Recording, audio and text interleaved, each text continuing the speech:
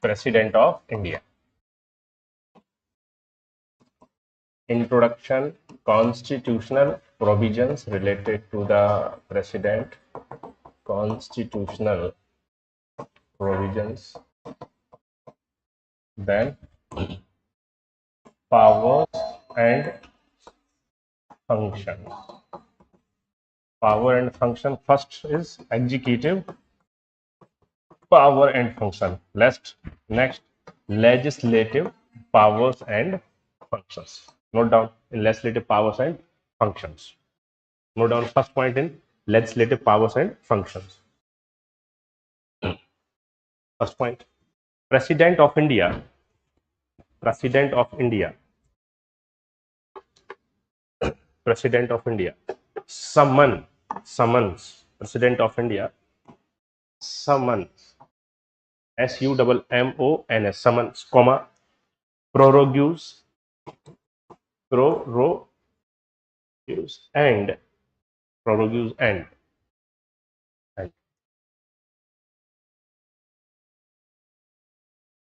prorogues and prorogues the both houses of parliament. Prorogues and cut कर दो. Prorogues the both houses of parliament. Prorogues the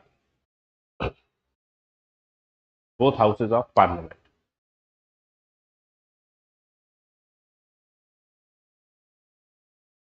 And dissolve the Lok Sabha. And dissolve the Lok Sabha. Dissolve the Lok Sabha. Full stop. US President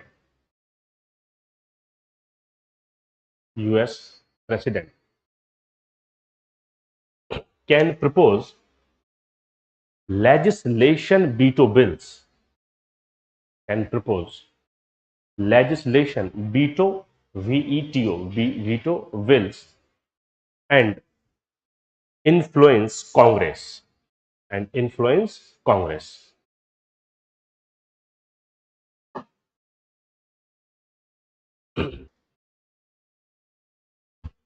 Second point in legislative powers and functions. Indian President has the power of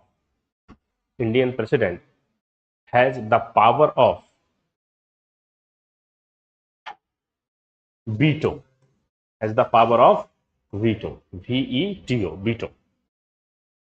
There are three vetoes. There are three veto power. Number one, absolute veto, suspensive veto, and pocket veto.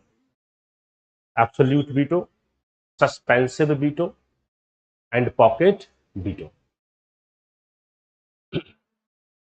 Absolute veto, suspensive veto, and pocket veto. On the other hand, US President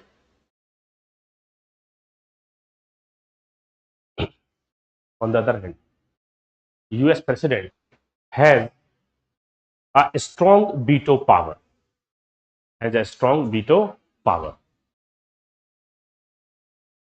Which Congress can override. Override. Which Congress can override only with a 2/3 majority. Which Congress can override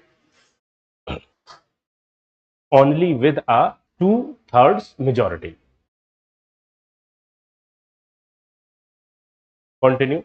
Veto power of Indian President.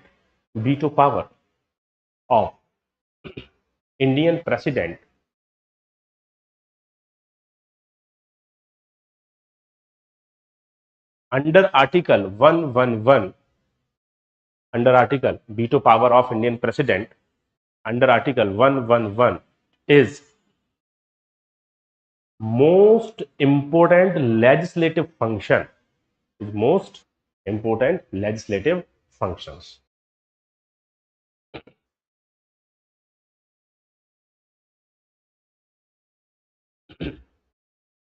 When the both houses of parliament, when the both houses of parliament pass a bill, pass a bill, then the bill goes to the president. Then the bill goes to the president.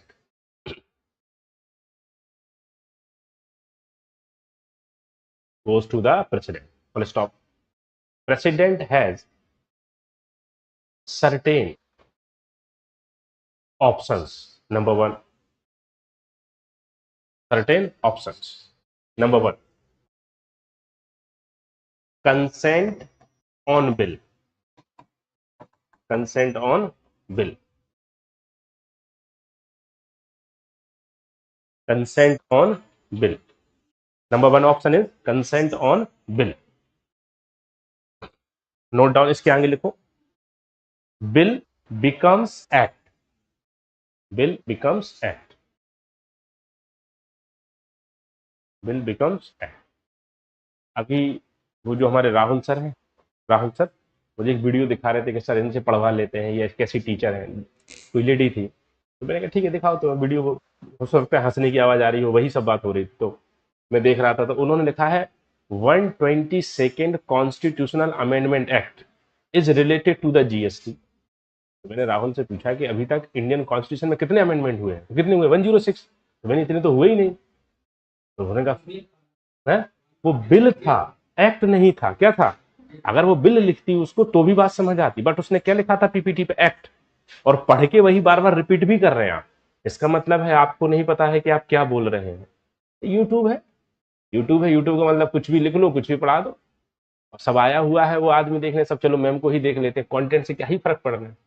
मैंने राहुल से कहा कि ma'am नहीं देखना है, content देखना है. बात समझ आ रही है? वो भी बोल रहा है कि सर देखिए कैसा पढ़ा रहे. मैंने वो छोड़ो, पीछे देखो क्या लिखा हुआ है पीपीटी पे, गलत है. बात समझ आ रही है? हाँ. कौन सा अमेंडमेंट है? 101st कॉन्स्टिट्यूशनल अमेंडमेंट एक्ट है वो बिल था. तो जब कंसेंट मिल जाता है of the president of India on a particular bill, then the bill becomes act. वो so what is the meaning of bill? Bill means proposal of proposal for a bill or for a act, right? For an act. Chalo. Second option is next. Second option. Second option. President can reject. President can reject. हाँ, bill becomes act. खत्म. Second option. President can reject. Reject. Reject the bill. Dash. Bill ends. ENDS. Bill ends. It is known as absolute veto.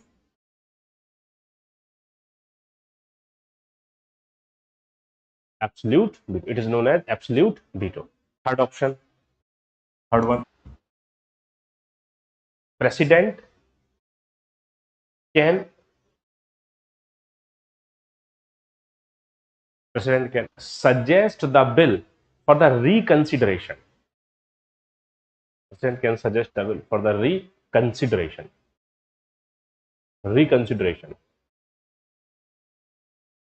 Reconsideration of reconsideration of Council of Ministers.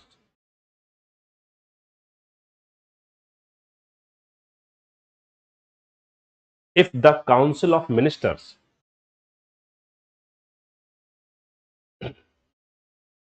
if the Council of Ministers passes the bill,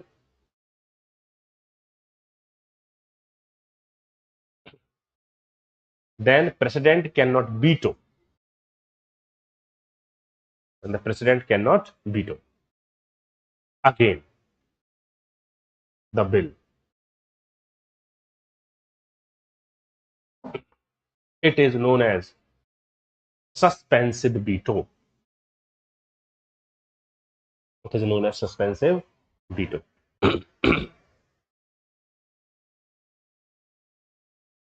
Veto. Fourth option number 4.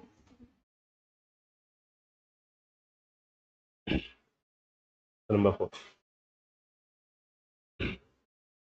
President president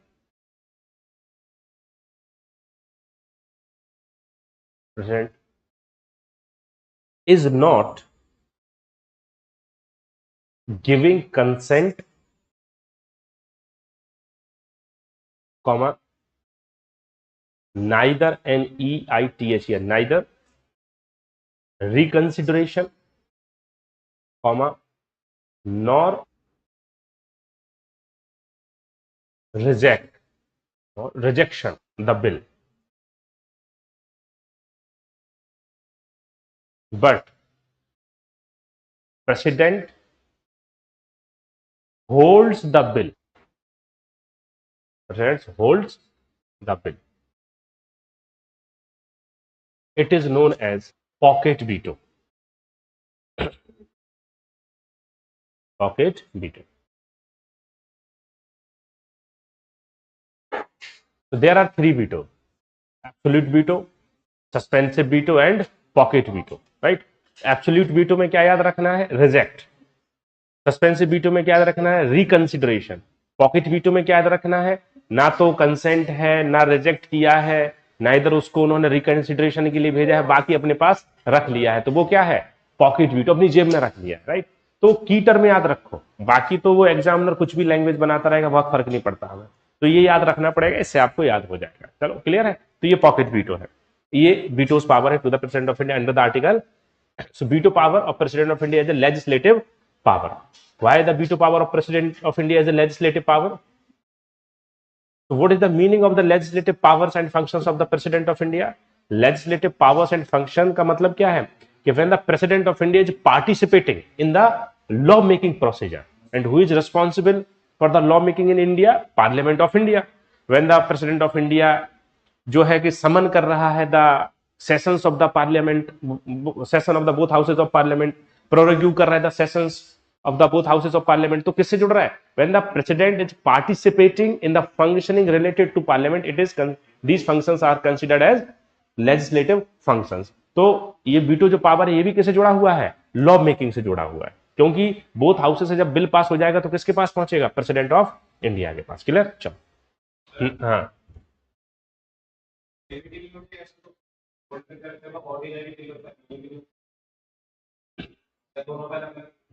अलग अलग है, अभी पढ़ाएंगे parliament में, जब parliament पढ़ाऊंगा तब पढ़ाऊंगा.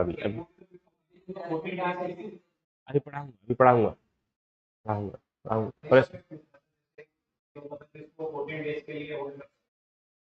अभी पढ़ाऊंगा वो सब, अभी वो सब नहीं पढ़ना, अभी प्रेसिडेंट पढ़ रहे हैं, पार्लियामेंट नहीं पढ़ रहे हैं. वो कहाँ डिस्कस करना है सब, जब हम पार्लियामेंट डिस्कस करेंगे. ये पार्लियामेंट का फंक्शन है, ये तो केवल प्रेसिडेंट पढ़ रहे हैं. नेक्स्ट नेक्स्ट ऑर्डिनेंस, ऐसे लिखो, अभी लिखो मत. Next point is Indian president can issue ordinance. Indian president can issue ordinance under article 123.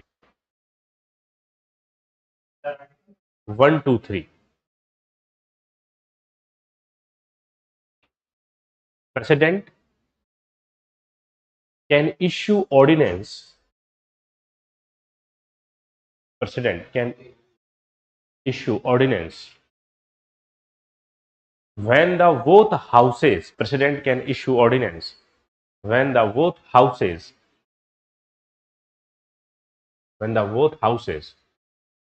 or a house of parliament, both houses or a house of parliament are oblique is not in session. Are oblique is not in session. Houses और house है ना, तो are oblique is not in session.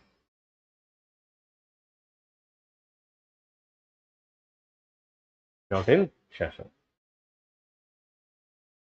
Ordinance is a temporary law. Ordinance is a temporary law.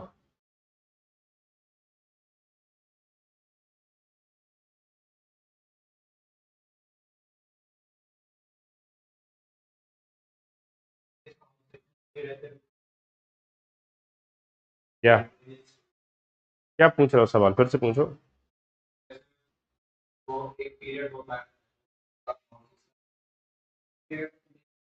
उसमें ही तो कर सकते हैं जब सेशन नहीं है, उसी में कर सकते हैं। जब तब भी कर सकते हैं, सेशन चल रहा है तो इमरजेंसी कैसी, फिर तो लॉ बनेगा ना। जैसे 3 ही सेशन होते हैं पार्लियामेंट के, बजट सेशन, मॉनसून सेशन और विंटर सेशन। तो ये सेशन नहीं चल रहे हैं और कोई इमरजेंसी है तो फिर क्या करेंगे, ऑर्डिनेंस को इश्यू कर सकते हैं। क्लियर, चलो यही मतलब है। जब सेशन नहीं होगा, हाउस सेशन में नहीं होगा, तब करेगा प्रेसिडेंट। लेकिन प्रेसिडेंट का ये डिस्क्रिशनरी पावर नहीं है। President can issue ordinance on the recommendations और advice and advice of the council of ministers. इसमें थोड़ा सा ऑर्डिनेंस पे मैं थोड़ा सा लिखाना चाह रहा हूँ क्योंकि मेंस में क्वेश्चन ऐसे ठीक ठाक आते हैं। ठीक है, चलो लिखो, इसमें एक और पॉइंट लिखो, इसमें एक और पॉइंट लिखो।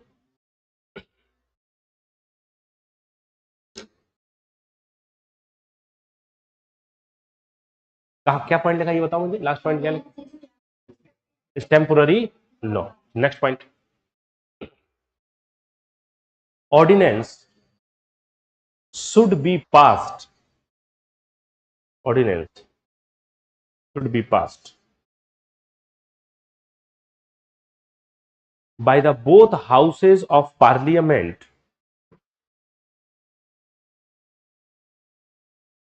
both houses of parliament within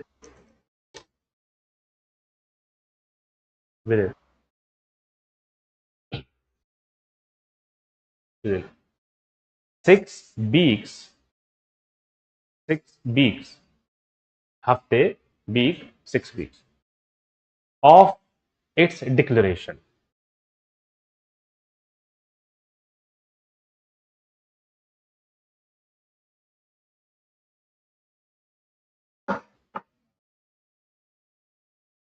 Clear? Next point, ordinance requires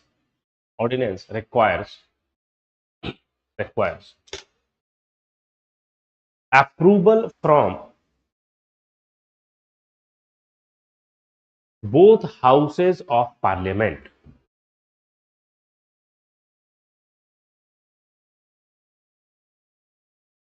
Requires approval from the both houses of parliament.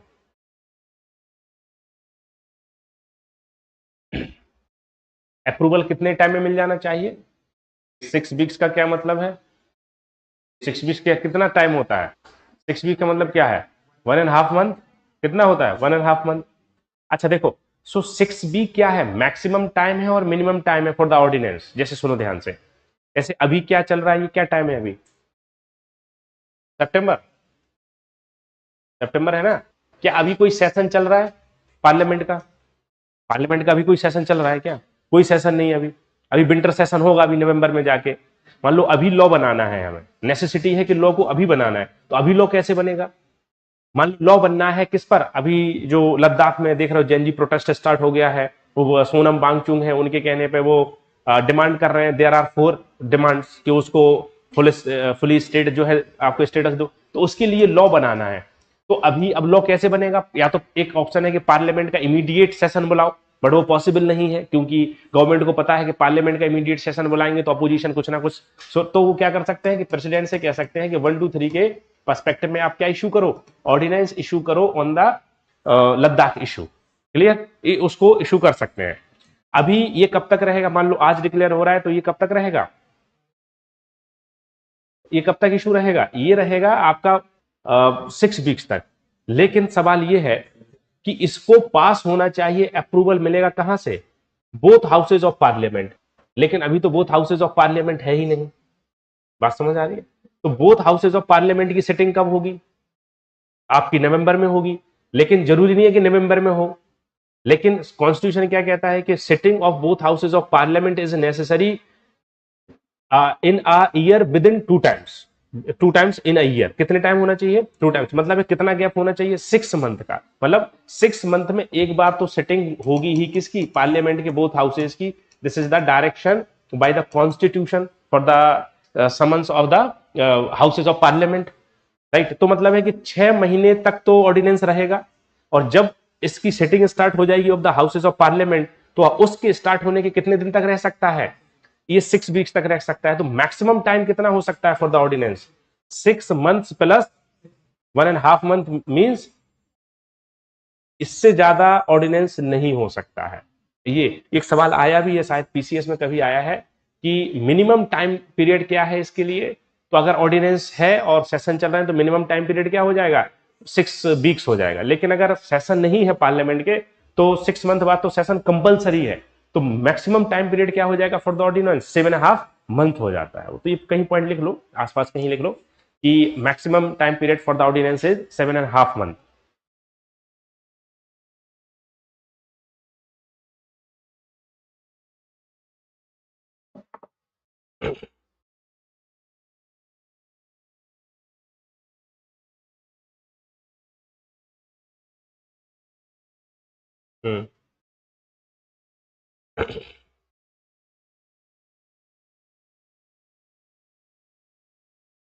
Clear?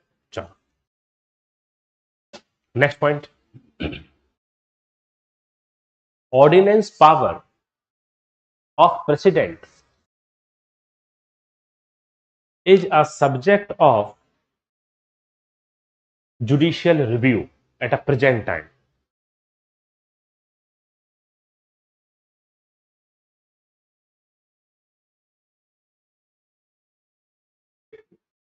Judicial review.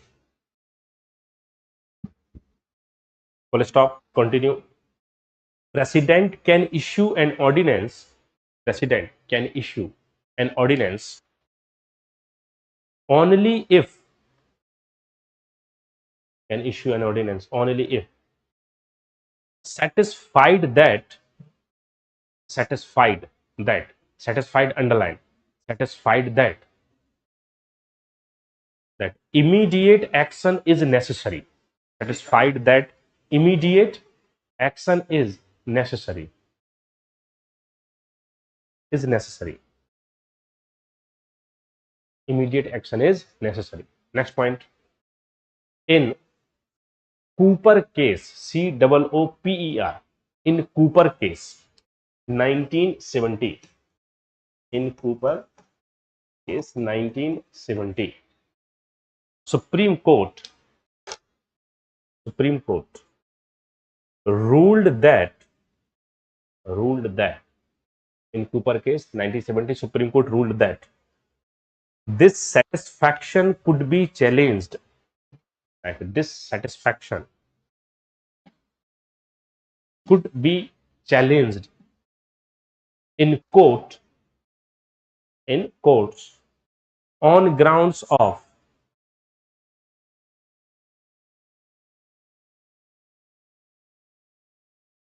malafide,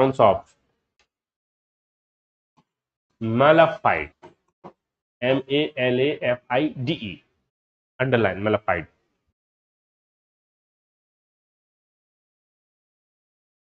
Malafide means it means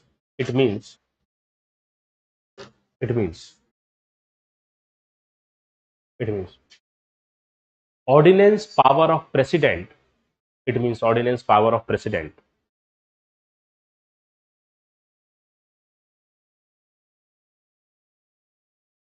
could be challenged if it was made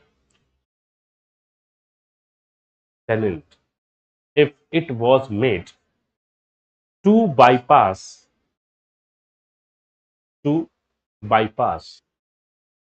parliamentary debate,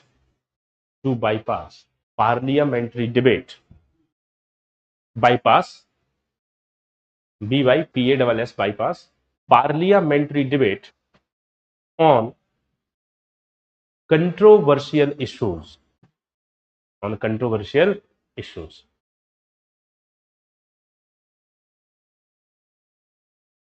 for example जैसे 3 farm laws आया था, 3 farm laws जो आए थे उनको ordinance से बना के दिया था इन्होंने, right?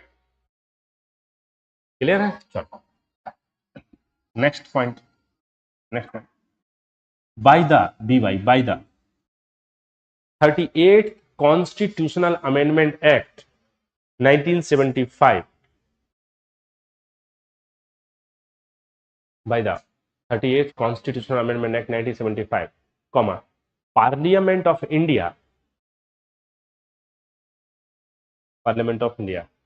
made president's satisfaction non-justiciable,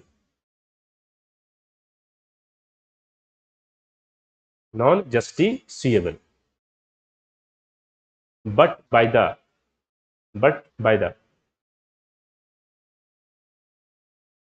44th amendment, but by the 44th CA Constitutional Amendment Act 1978, this provision was repealed.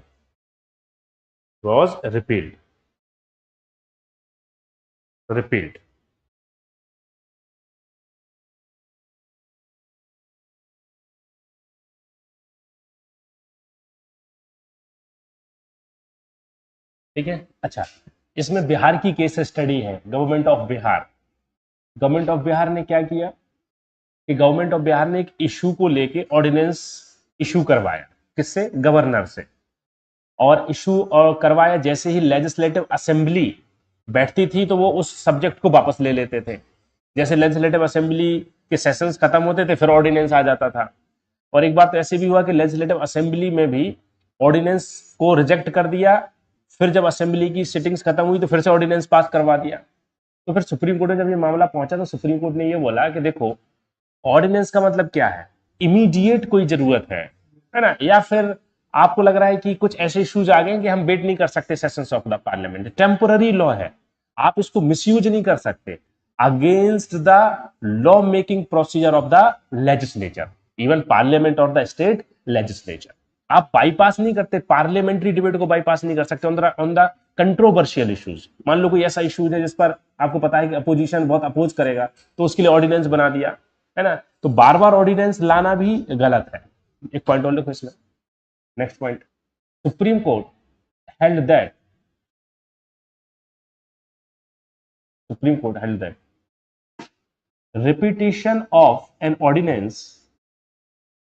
repetition of an ordinance on a particular subject is also unconstitutional. Repetition of ordinance on a particular subject is also unconstitutional. Unconstitutional.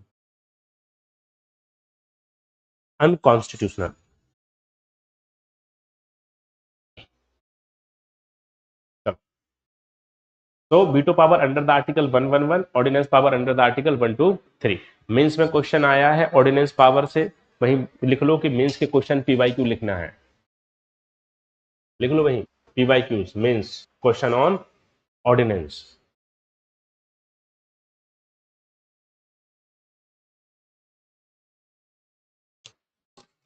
चलो मैं थोड़ा सा आपको बताता हूँ question. UPSC mains polity PYQs on ordinance.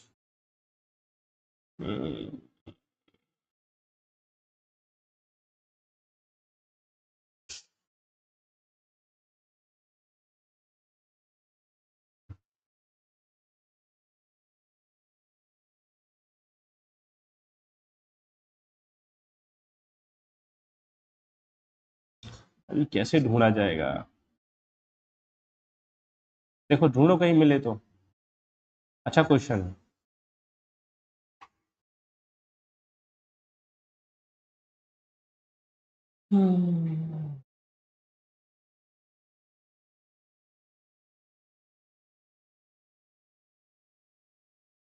देखो ordinance पे question मिले तो मैं सोच रहा हूँ अभी थोड़ा डिस्कस कर लें।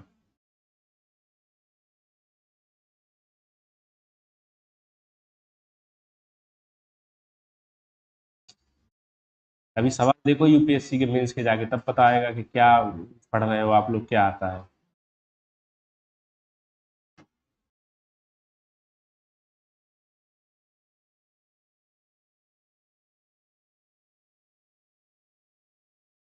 आप लोगों ने वो किताब नहीं ली, मैंने जो बोला था वो किताब तो ले लो मेंस की। हम्म। सब आपका काम है जो मुझे करना पड़ रहा है, बताओ क्या होगा आप लोगों को।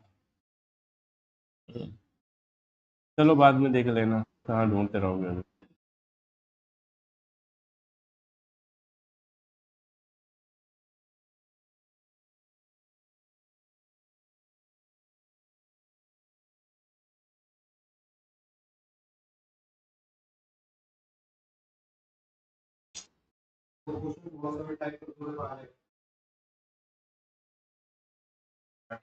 अच्छा,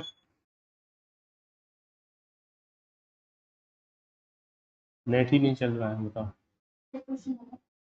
क्या है क्वेश्चन, बताओ। हाँ ठीक है, यही क्वेश्चन है। चलो देखो, इस क्वेश्चन को लिखो, मैं बोल रहा हूँ।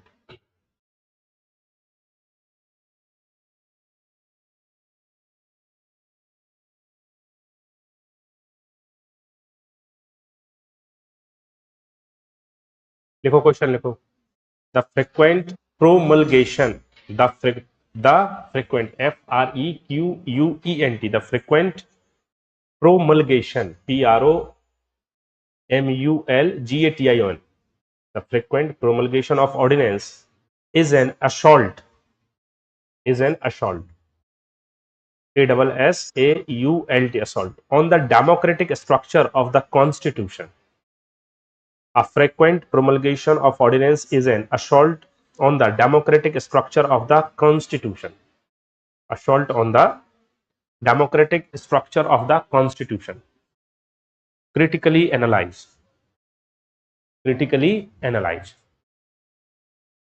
Critically analyze. 250 words.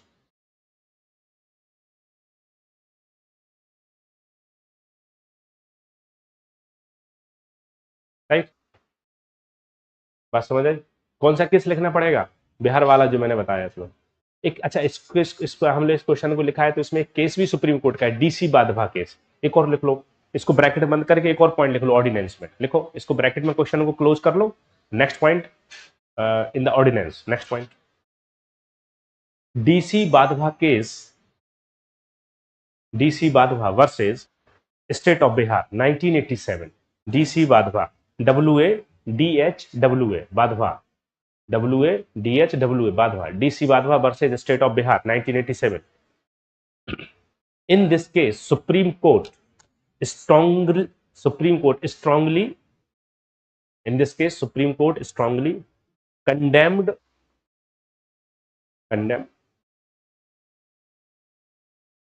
the practice of frequent repromulgation of ordinances, condemned the practice of frequent repromulgation of ordinance. Supreme Court called it as unconstitutional activity. Supreme Court called it as unconstitutional activity.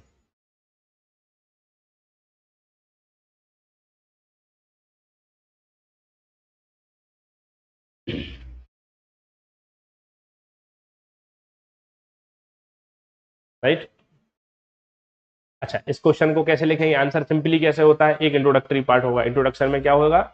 Introduction में आपका simply हो जाएगा what is ordinance. ठीक है, ordinance is the legislative power of the president of India. President कब issue कर सकता है, तो वो भी थोड़ा सा लिख देंगे कि president can issue ordinance when the both houses और the house are is not in session. Clear? चलो, तो और मन कर रहा है आपका तो आप टेन्योर भी लिख दो। फिर लिख दो कि in Bihar there was a trend of frequent promulgation of the ordinance, right? So in the DC बाद में ये केस लिख दो और बाद में आप लिख दो कि the ordinance of governance and ordinance power of president is subject of judicial review, so discuss the case of Cooper और then the conclusion। बस सिंपली बात खत्म हो गई। देखो आप जब क्वेश्चन देखो यूपीएससी का, तो बहुत ज्यादा इंफॉर्मेशन नहीं पूछ रहे हैं आपसे, सिंपली है। जैसे मैंने क्या बताया आपको कि जब हम लोग उसको फ्रीक्वेंट रीप्रोमलगेशन कर रहे हैं, इसका मतलब है हम क्या कर रहे हैं, बाईपास कर रहे हैं the parliamentary debate on controversial issues, right. तो इसको हमें बार बार नहीं लेके आना है। और डेमोक्रेसी का मतलब क्या होता है, डेमोक्रेसी का मतलब होता है कुछ भी आपको लॉ बनाना है तो वो कौन बनाएगा, लेजिस्लेचर बनाएगा। एक सब्जेक्ट को बार बार लेके नहीं आ सकते, ये छोटी सी चीज लिखनी है, इस क्वेश्चन को लिख के लेके आना, क्लियर। इसमें कौन सा केस इंपोर्टेंट है, डीसी वाधवा केस 1987। चलो clear, next point. So summon veto ordinance, next point. Indian president can address both houses of parliament.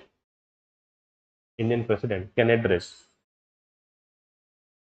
both houses of parliament at start of each session.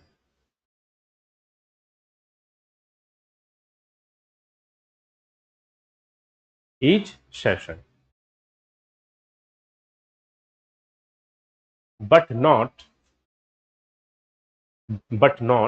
directly influence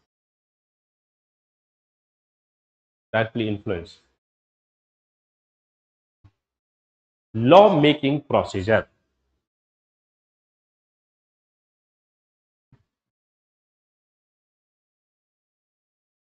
On the other hand, US president can address Congress anytime. US president can address Congress at any time.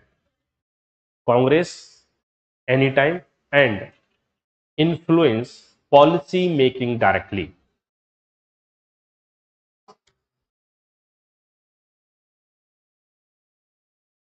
And influence policy making directly.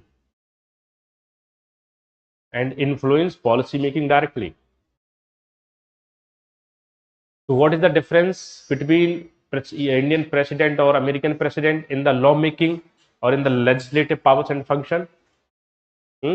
इसमें लिखो एक की term लिख लो, note करके लिखो, NOT, note करके लिखो एक छोटा सा point, note. The US president, NOT note, the US president plays a direct role in legislation. The US president plays a direct role in legislation. But Indian president's role is mostly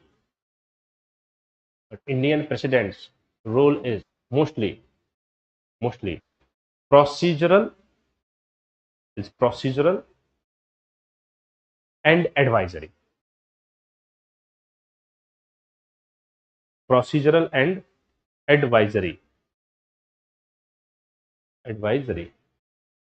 So power and function, executive powers and function, then legislative powers and function. Third is financial power and functions. Third is financial powers and functions.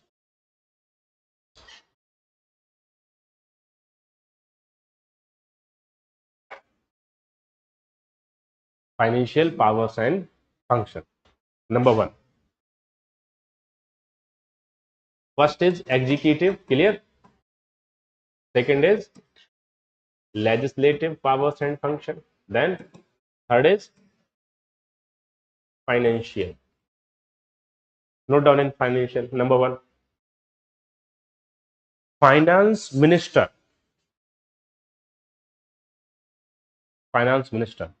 introduces annual financial statement.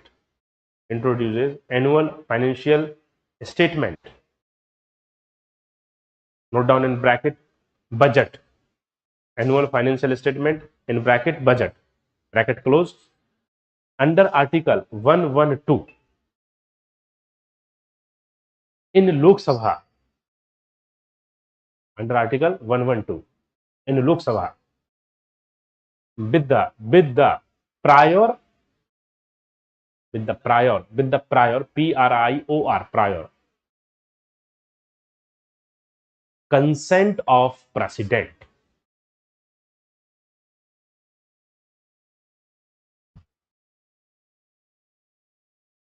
अच्छा, so president of India directly participating in financial policy making or not directly participating. Financial काम कौन कर रहा है? Parliament ही कर रही है, लेकिन प्रायर कंसेंट जरूरी है. Next, on the other hand US president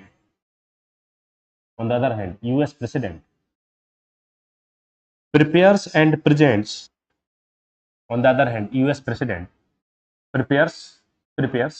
and presents financial statement and directly influences financial policy making.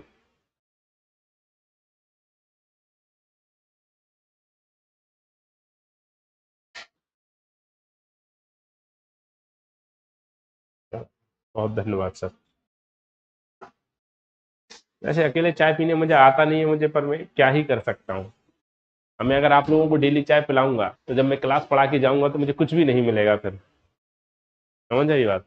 इसलिए मन तो मेरा भी करता है कि आपको चाय पिलाई जाए. जैसे मन की क्या बात है? मन पैसे से चलता है, इसमें पैसे की बात है ना. चंदा कर सकते हैं इकट्ठा हम लोग, कैसे है? 10, 20, 30, 40, 50, 60, 100 रुपए पर डे के हिसाब से.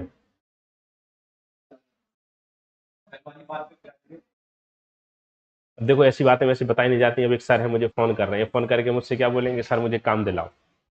इशू इसमें नहीं है, काम दिला दे. मैंने इन्हें काम दिलाया, भाग गए. बड़े खतरनाक टीचर है, भाग गए. अब कह रहे हैं फिर दिलाओ. ऐसा थोड़ी होता है. मैंने जब फोन लगाया तो नहीं उठाया, फिर बाद में मुझसे कह रहे हैं कि मुझे टाइफाइड हो गया. क्रेडिबिलिटी नाम नहीं. क्या मैंने बोला किसी कोचिंग से कि मान लो कि वो सर आएंगे पढ़ाएंगे, उस कोचिंग वाला बेचारा वो अपना ठीक हो गया कि चलो एक सर है, भैया सर ने बोला, इन्हें फोन ही किया, फोन ही नहीं उठा रहे. 5 दिन बाद कह रहे हैं कि सर वो अरे टाइफाइड में फोन तो उठाता है ना आदमी. ऐसे कौन सा टाइफाइड है जिसमें फोन नहीं उठा रहे हो? मतलब ऐसे कौन सा टाइफाइड होता है? मैंने कहा ये तो बात ठीक नहीं है सर. क्यों बोला उसको? जब वो वहां बैठ रहा था तो उससे बोल दिया कि वहां जाके बैठो. तो चार्जर क्या, थोड़ी देर बिना मोबाइल के रह लो भैया. यही जेनजी है जनरेशन. क्लास में 2 घंटे पढ़ने में भी चार्जर मोबाइल, मतलब क्या होगा इन लोगों का? देखो ये लड़कियां फिर भी बिना फोन के बगल में रखा है, लेकिन इन्होंने भी क्या है ये फोन में ऐसा भाई? कह रहा है कि मैं नहीं, आते ही चार्ज पे लगाता है. मैं रोज देखता हूँ उसको, सबसे पहले चार्ज पे ही लगाएगा फोन वो. समझ रहे? इनकी अलग समस्या है. जम्मू कश्मीर में भी 3G चलता है, राइट? 4G, 5G, 5G है. मुझे लग रहा था अभी भी 3G ही चल रहा है. कब से वो हुआ ये? साल भर का. अभी बता, साल भर पहले ही मिला इन्हें 5G. उसके पहले सच में 3G 2G स्पीड थी. कम था स्पीड. चलो क्या लिख लिया? फाइनेंशियल हो गया. अभी लिखो next, power and function. Fourth one is judicial powers and functions. Judicial powers and functions. अच्छा, कल मैं अवध ओझा सर को देख रहा था वीडियो. मेरा जब बहुत मूड खराब होता है तो मैं एक ही आदमी का वीडियो ढूंढता हूँ. वो कौन है? अवध ओझा सर. तो कह रहे हैं कि चुनाव जीतने के लिए कौन लड़ता है? कह रहे चुनाव हारने के लिए लड़ा जाता है. मैंने इतना कॉन्फिडेंट आदमी पहली बार देखा. वो पता नहीं पुराना वीडियो है उनका है. कह रहे चुनाव जीतने के लिए नहीं, अभी वो समाजवादी पार्टी में जाना चाहते हैं मुझे लग रहा है. बहुत तारीफ कर रहे हैं अखिलेश यादव की. यूपी में चुनाव है ना. जुडिशियल, इसमें पहला लिखो जुडिशियल में. इंडियन प्रेसिडेंट अपॉइंट्स जजेस of supreme court and high courts. जजेस of supreme court and high court.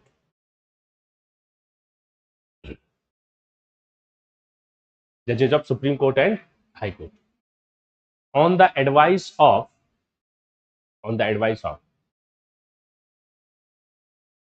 collegium and council of minister. On the advice of collegium, COLLEGIUM GIUM, Collegium and Council of Ministers. Full stop. US President appoints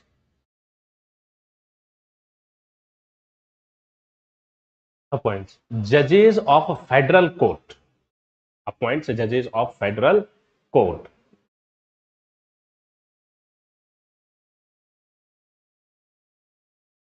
With the approval of Senate. With the approval of Senate. With the approval of the Senate. With the approval of Senate. Clear? Next point. Indian president has pardon power. PARDON, pardon power.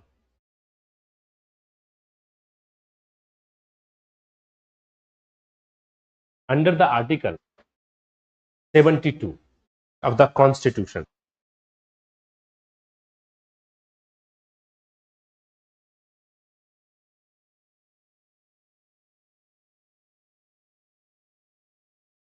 Article 72 of the, chalo, next, full stop, next point.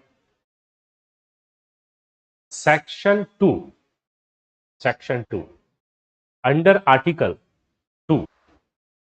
Section 2. Under Article 2 of the American Constitution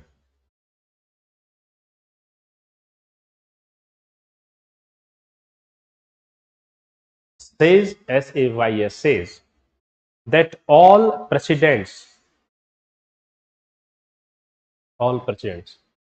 shall have power to grant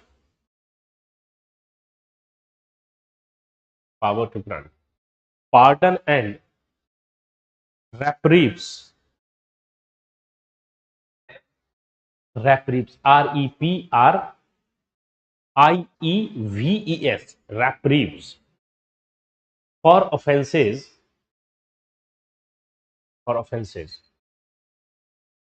against the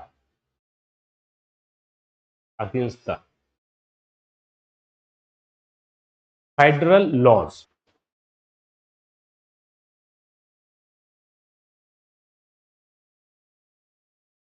Federal laws.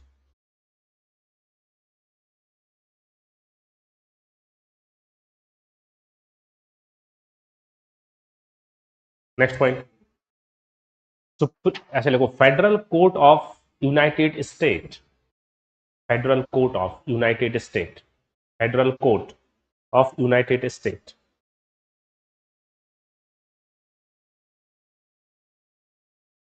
Declared that pardon power of president is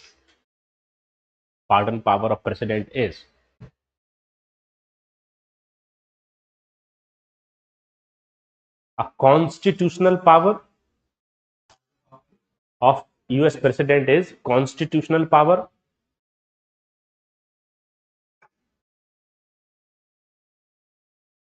and this power is granted without limit. This power is granted without limit and cannot be restricted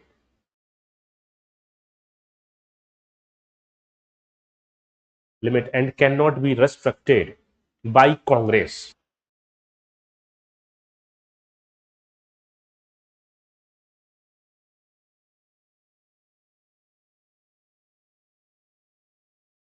Clear? Next point. Clemency, CLE. Next point, CLE, MENCY. CLE, MENCY. Clemency is a broad executive power of US president.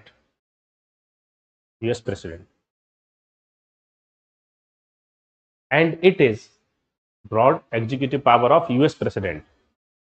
And it is discretionary. Discretionary. DISCRE. T-I-O-N-A-R-Y, discretionary. That means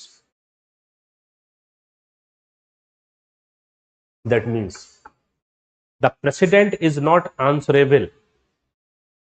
That means the president is not answerable for his pardons.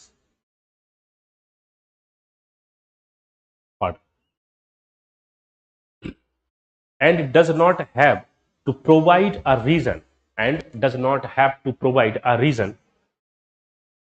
for issuing issuing once, providing, issuing one, ONE one, मतलब कोई भी आप issue कर रहे हैं उसके लिए। अच्छा ये देखो, अभी आपके पास पेपर है 2025 मेंस का, नहीं है? देखो करो डाउनलोड, फिर करोगे कब? करो जल्दी करो, 2025 का पेपर डाउनलोड करो, उसमें क्वेश्चन है यहीं से। पढ़ा आप लोगों ने? बताओ। तैयारी आप लोग कर रहे हैं, पढ़ना मुझे पड़ता है। आपको पता होना चाहिए कि सर क्वेश्चन यहाँ से आया है, इकोनॉमी में ये टॉपिक्स हैं। मैं बहुत जगह पढ़ा चुका हूँ, वो दमदार स्टूडेंट आज तक नहीं मिला मुझे, मतलब मेरी टक्कर का मतलब जब मैं स्टूडेंट था, एज ए टीचर नहीं। अभी तक तो मैं सारे क्वेश्चन लिख चुका होता है, ये नहीं भी आते तो गूगल से देख के लिख लो।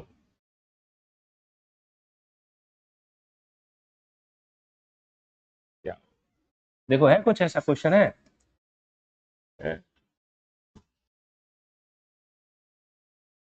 कहाँ है, किस नंबर पे था? क्या कह रहा है?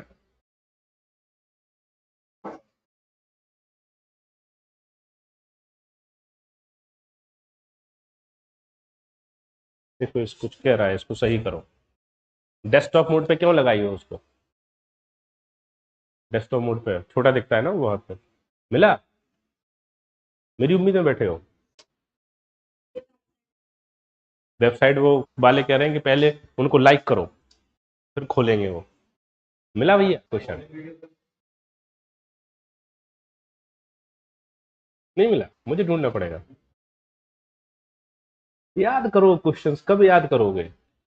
मेरा काम थोड़ी है सब याद करना। कौन? चलो लिखो क्वेश्चन, लिखो क्वेश्चन, अभी लिख लो, चलो लिखो यही। Compare and contrast, compare and contrast, CONTRAST, contrast the president's power to pardon in India. Compare and contrast the president's power to pardon in India and in the USA.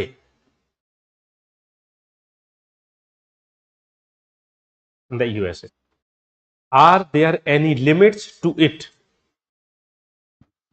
Are there any limits to it in both the countries? Both countries? Question mark. Are there any limits to it in both countries? Question mark. What are preemptive pardons? What are preemptive?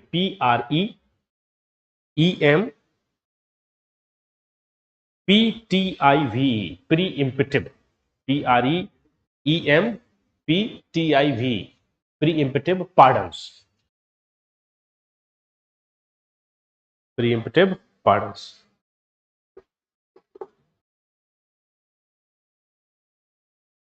Preemptive pardons. अच्छा, pre इम्पिटिव pardons का मतलब होता है, देखो pardon का मतलब क्या होता है, जैसे कि किसी आदमी को सुप्रीम कोर्ट से सजा हो गई है, राइट, कोई भी लाइफ इम्प्रिजमेंट हो गया है, डेथ इम्प्रिजमेंट हो गया है, तो वो किसके पास भेज सकता है पार्डन के लिए? प्रेसिडेंट ऑफ इंडिया के पास। और अमेरिका में किसके पास भेज सकते हैं वो? प्रेसिडेंट ऑफ USA के पास। तो जब वो वहां पर भेजते हैं तो तरीका ये है कि एक तो कोई आदमी अपने से भेज रहा है तब, और एक होता है कि प्रेसिडेंट खुद से ही किसी आदमी के बारे में उसको माफ कर दे, वो है pre emptive pardon, right. Suo motu by the president of particular country to pardon, वो है प्री इम्पिटिव पार्डन। ये इंडिया में नहीं है, ये कहां पे है? ये केवल USA में है, राइट। लिख लो तो, pre imperative pardon means, pre imperative pardon means, it means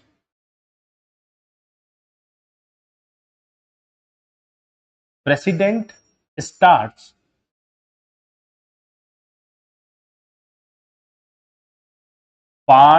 president starts process of pardon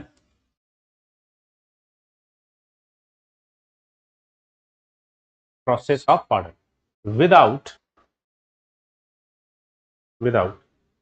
the request of a person.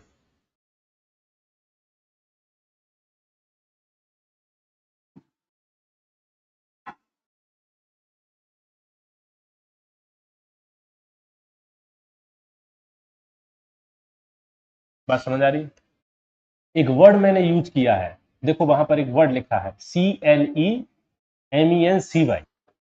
है ना, उसी का मतलब है प्री एम्पेटिव पार्डन। लिख लो, वो वहां के कॉन्स्टिट्यूशन में इस वर्ड को यूज किया गया है उन्होंने, लिख लो।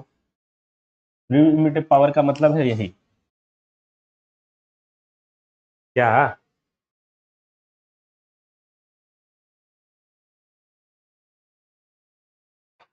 हाँ, और बोला तो थोड़ी देर पहले, आप तो बिल्कुल घबरा जाते हैं। नहीं आया समझ में?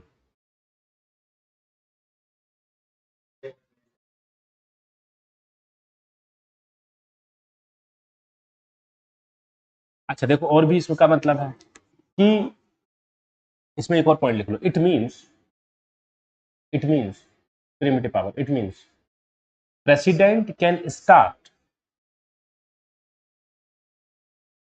Process of pardon before any legal proceeding और conviction.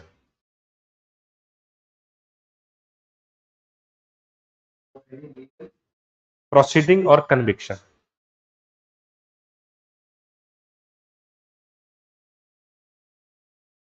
So this is discretionary power of president of USA, not the president of India. इतना भी लिख दोगे। आंसर लिखना था 250 वर्ड में, कितने में लिखना था? 250 वर्ड में। 250 वर्ड में आपको पहले इंट्रोडक्शन लिखना था, है, under the article 72 and under the article 2 and clause 2 of the US, इतना पता होना चाहिए। This is introductory part. फिर इसमें आप क्या लिखेंगे? Compare and contrast. क्या वर्ड यूज हुआ है क्वेश्चन में? देखो, है ना, कंपेयर एंड कंट्रास्ट। तो क्या लिखोगे कि ठीक है, both president have the pardoning power. Pardoning power में पार्डन है, रेप्राइव है, वो टाइप लिख दोगे थोड़े से। फिर उसमें लिखेगा कि कोई लिमिटेशंस है, तो आप लिखोगे कि ठीक है कि pardoning power is a discretionary power of president of USA, there is no limitation. यही तो लिखा, सुप्रीम कोर्ट ने भी यही बोला। But pardoning power of the president of India is not discretionary power, क्योंकि पार्डनिंग पावर प्रेसिडेंट यूज करता है किसके कहने पे? काउंसिल ऑफ मिनिस्टर के। तो इसमें लिमिटेशंस है, बिल्कुल सही बात है, इंडिया में लिमिटेशंस है, ये भी क्लियर हो जाएगा। देखो, जो क्वेश्चन में है वो बताना है आपको, फिर प्रिमिटिव की ये 4 लाइन की डेफिनेशन लिख के देन कंक्लूड कर दो, बात खत्म, हो गया आपका आंसर। तो आंसर बहुत मुश्किल नहीं है यूपीएससी का, बस आपको कंटेंट पता होना चाहिए। अगर कंटेंट पता है तो सॉल्व कर लोगे मेंस में। अब पहली बार ही सुन रहे हो एग्जामिनेशन हॉल में बैठ के, तब फिर दिक्कत होगी। अब गया 10 12 15 20 नंबर जो भी है, बात समझ आए? चलो, अभी तो यूपी, अब मैंने प्रेसिडेंट ऑफ यूएसए का पार्डन पावर लिखा दिया, अभी इंडिया वाले का लिखेंगे। लिखो, थोड़ा सा बनाओ, pardon power of Indian president.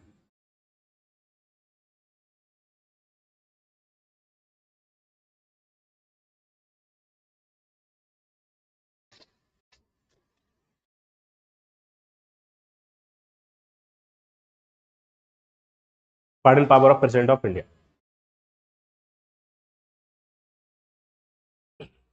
देखो, article 72 of the Indian Constitution, Article 72 of the Indian Constitution empowers the president to grant, empowers the president to grant pardons to persons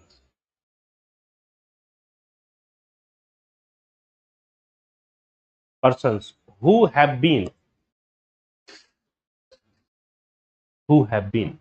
convicted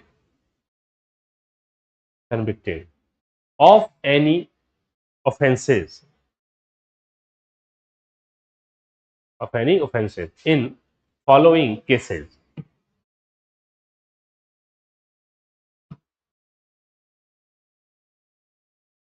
number one, अच्छा देखो, convicted, तो Indian president किसको pardon करेंगे? जो convicted हो चुका है, मतलब जिसको, कन्विक्टेड का मतलब क्या है? सजा मिल चुकी है, कहां से? By the court. और प्री इम्पिटिव का मतलब क्या है? वो वहां कन्विक्टेड ही नहीं हुआ था, उस पर कुछ भी नहीं है, फिर भी प्रेसिडेंट ने उसको क्या कर दिया, मतलब प्रेसिडेंट को ऐसा लगता है कि इस पर कुछ आरोप हो सकता है, तो पहले ही उसको माफ कर दिया। लेकिन यहां माफ कब होगा? जब वो जेल में है, उसको सजा मिल चुकी है, उसके बाद। बात समझ आ रही है? ये डिफरेंस। चलो number one, convicted under union laws cases. Number one, convicted under union laws.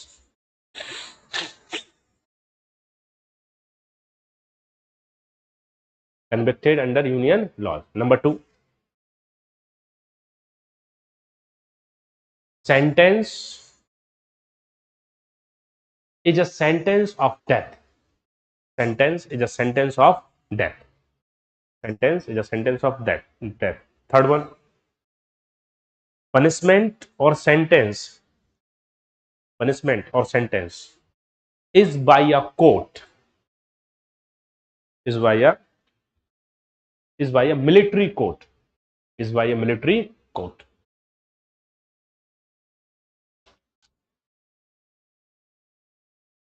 Military court. अच्छा, प्रेसिडेंट पार्डन करेगा इन तीन मैटर्स में।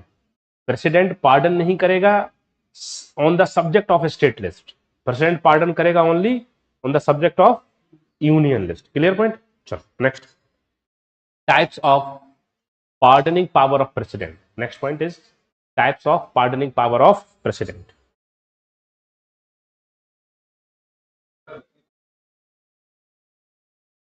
उसको कर देगा माफ, प्रेसिडेंट करेगा, गवर्नर नहीं करता। हाँ, गवर्नर नहीं करेगा ना। कौन?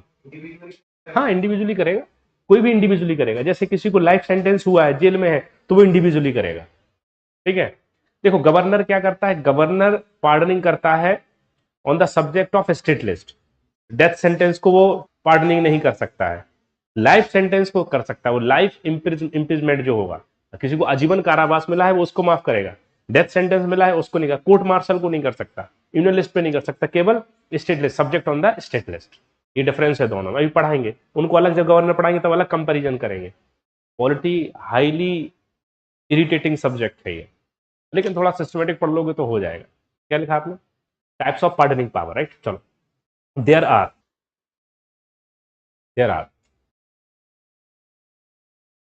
5 types of pardon. Number one,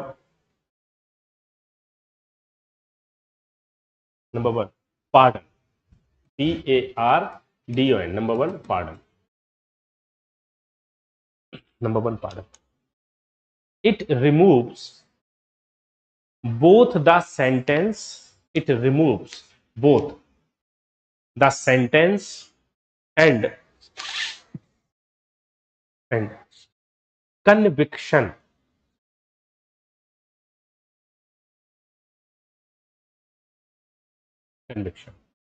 Full stop. It completely, conviction. Full stop.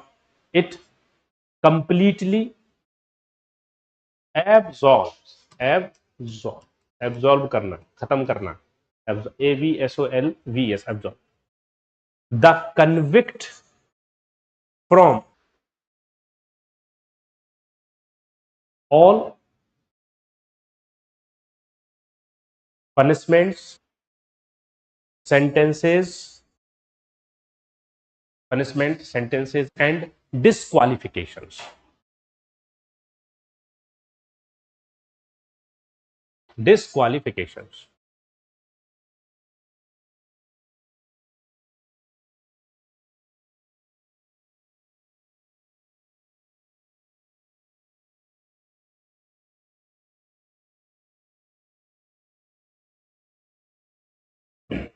अच्छा, इसका मतलब क्या है कि अगर मान लो किसी आदमी को कुछ भी सजा मिली है, ठीक है, लाइफ सेंटेंस मिला है, उसको डेथ सेंटेंस मिला है, तो प्रेसिडेंट ऑफ इंडिया क्या करेंगे, पार्डन कर देंगे। मतलब जब वो उसको पार्डन दे देंगे, इसका मतलब है कि अब उस आदमी पर कोई भी चार्ज नहीं है, कोई भी कन्विक्शन नहीं है, वो एक सिंपल आदमी हो गया, अपने घर आके रह सकता है।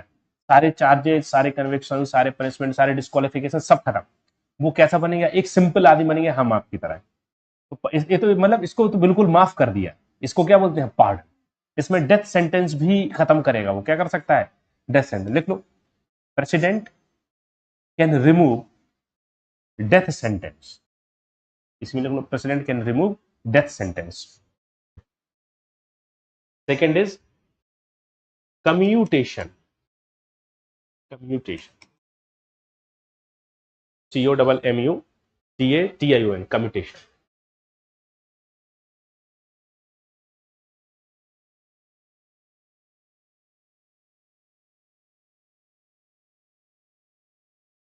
It denotes the substitution, SUBSTITUTION, substitution of one one form of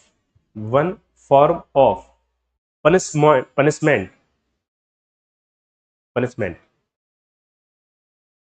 for a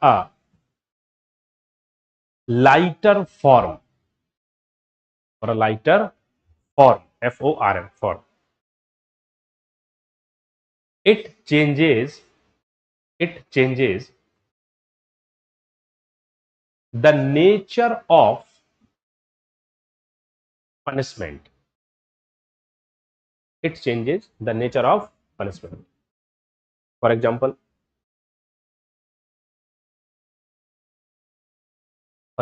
a death sentence may be commuted. For example, a death sentence may be commuted to rigorous, RIGOROUS।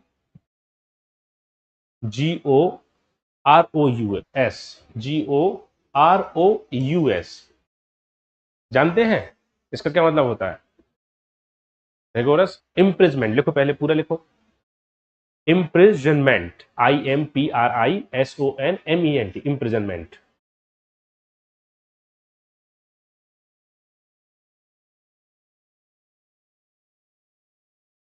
इसका क्या मतलब होता है, कठोर कारावास। कैसा कारावास, एक होता है कारावास, इम्प्रिजनमेंट मतलब जेल में रहना है।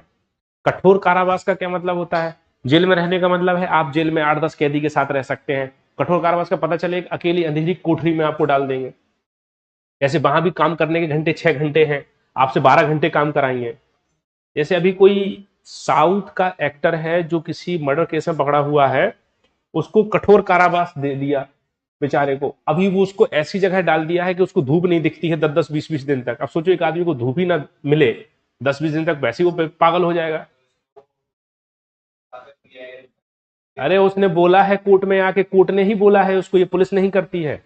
कोर्ट कुछ भी कर ले, कोर्ट ही सजा देती है, पुलिस कभी सजा नहीं देती। सजा कौन देता है, अगर किसी को रेगुलर इम्प्रिजनमेंट मिला है तो वो किसने दिया है, कोर्ट ने ही दिया है उसको। क्योंकि कोर्ट तब देता है जब वो बहुत डेंजर कोई क्राइम वो करता है। जैसे वो है रमन्ना, जो था Deve Gowda of prime minister of Deve Gowda का जो परिवार का है, रमन्ना रेप केस में है वो, उसको बहुत ज्यादा कोई कठोर कारावास नहीं मिला। उसको काम क्या मिला, लाइब्रेरियन का, जबकि उसको पत्थर तोड़ने का काम मिलना चाहिए था। पुरानी फिल्में देखिए ना, उसमें पत्थर सब तोड़ते रहते हैं हीरो सब जो है, वो भी काम मिलता है, सच बात है। ये पैसे भी मिलते हैं उसके, 150 रुपए ऐसे कुछ पर डे के हिसाब से, 150 200 वो जमा होते रहते हैं। जब आप छूट के आते हो पैसे मिलते हैं आपको, क्योंकि आप जेल से छूटोगे तो 10 20 30 40 50 1 आध लाख रुपए का तब तो कुछ करोगे आके, तो पैसे वही जमा होते रहते हैं, क्योंकि खाना पीना सब फ्री है। तो अच्छा, अब देखो इसमें क्या कर दिया, नेचर चेंज कर दिया। इन कम्यूटेशन प्रेसिडेंट ने क्या चेंज कर दिया, सेंटेंस क्या था, लाइफ सेंटेंस था, उसको किसमें बदल दिया, लाइफ सेंटेंस का मतलब है मौत की सजा, उसको किसमें बदल दिया, पूरे जीवन भर जेल में रहो, जिंदा तो हो, तो लाइफ का मतलब तो तुरंत मर गए आप। हाँ तो ठीक है, तो इसको, इसका नेचर चेंज हो गया। Next third one, third one is रेमिशन। रेमिशन, REMISSION, रेमिशन।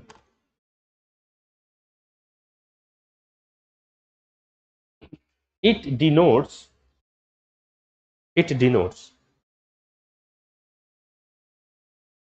reducing, it denotes reducing the period of sentence without, period of sentence without changing the nature, changing the nature of sentence.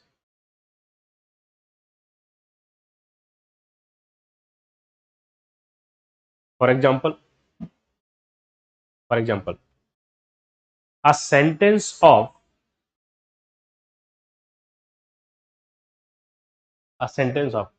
rigorous imprisonment of 2 years,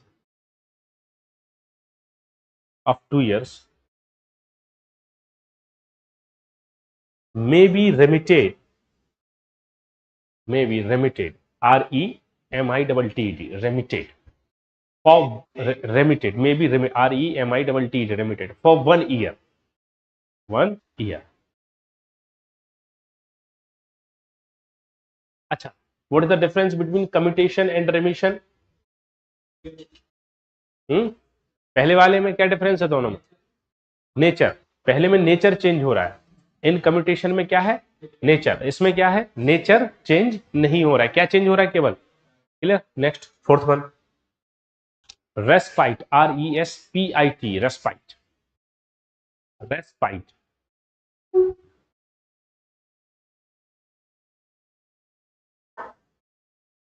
it denotes awarding, award करना, awarding, AWARDING, awarding, award, AWARDING, awarding a leisure sentence,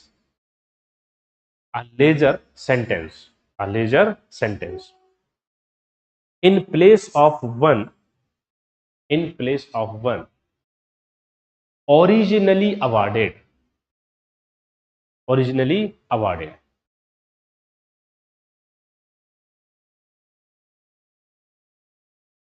due to some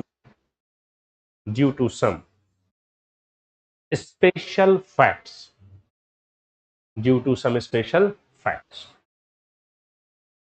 such as physical disability of a convict,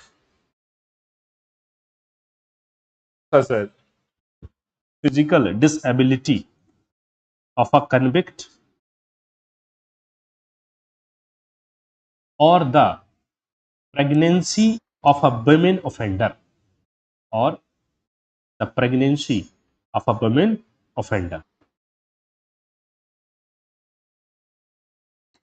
इसमें underline कर सकते हैं हम लोग, due to special fact. इस fact याद रखना है।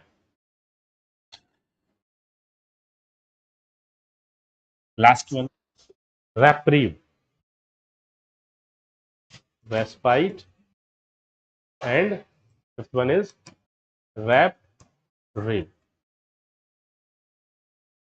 It denotes a stay, STAY, stay of the execution.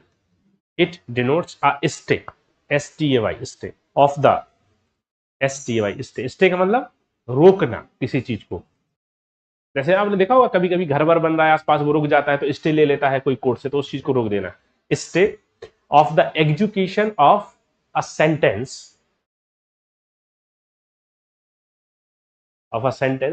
note down in bracket, especially that of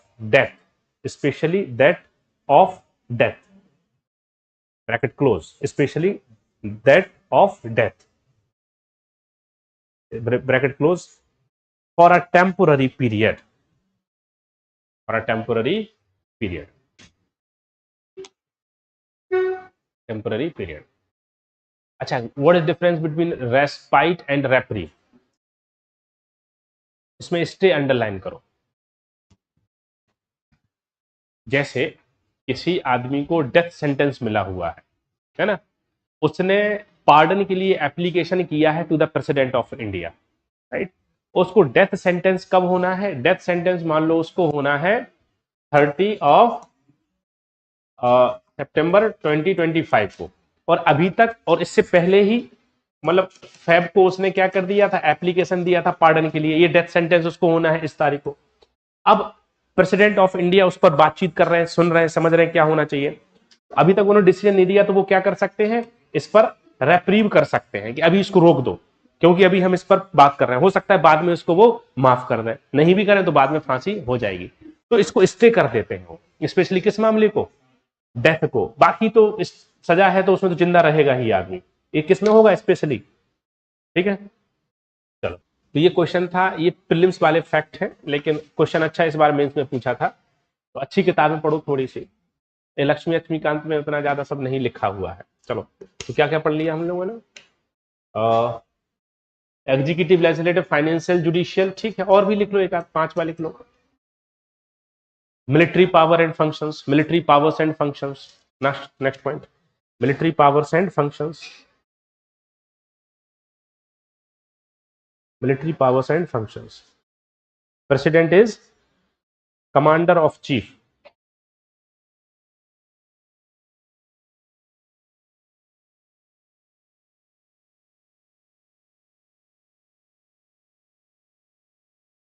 President is commander of chief of 3 armies.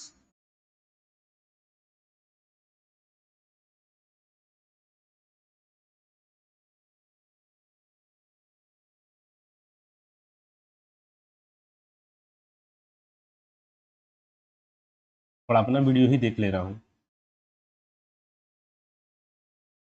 अच्छा, अपना वीडियो देखने में भी कभी कभी अच्छा लगता है, क्या लगता है? अरे हाँ ना, तो कुछ तो बोला करो, क्या कह रहे हो?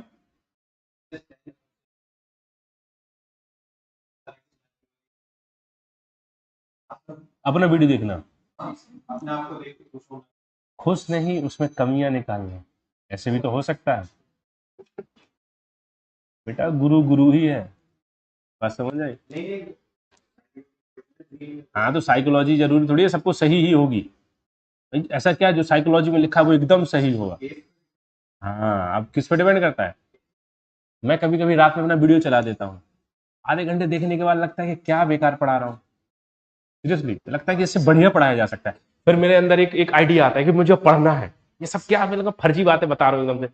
फिर कुछ किताबें मैं तुरंत ऑर्डर करूंगा, आएंगी, थोड़ी बहुत पढ़ूंगा, फिर उसको छोड़ दूंगा। जैसे किताब है ग्रीनविले ऑस्टिन की, है ना, Indian constitution corner stone of a nation, बड़ी फेमस किताब है इंडियन कॉन्स्टिट्यूशन पर।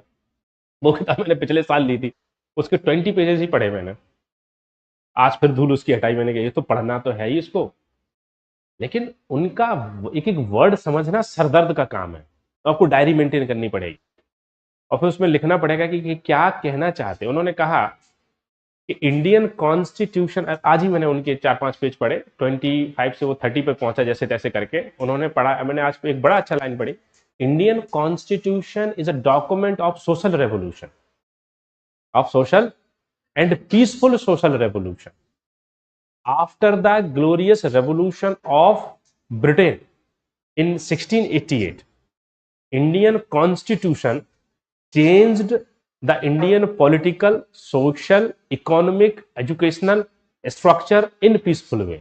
बिल्कुल करेक्ट बात है, क्योंकि before the implementation of the constitution Indian political, social, economic system was different, and after the implementation of the constitution, और आप देखो कि बी आर ग्रेजुअली इंप्रूव ही हो रहा है हमारा सिस्टम, राइट? तो इंडियन कॉन्स्टिट्यूशन एक कैसा डॉक्यूमेंट है? डॉक्यूमेंट है ऑफ सोशल रेवोल्यूशन। समझ आ रही? ये बड़ी अच्छी लाइन लगी, अभी मैं इसको कहीं यूज मेन सेंस में कर सकते हैं हम लोग, इस लाइन को यूज आप लोग भी लिख सकते हैं।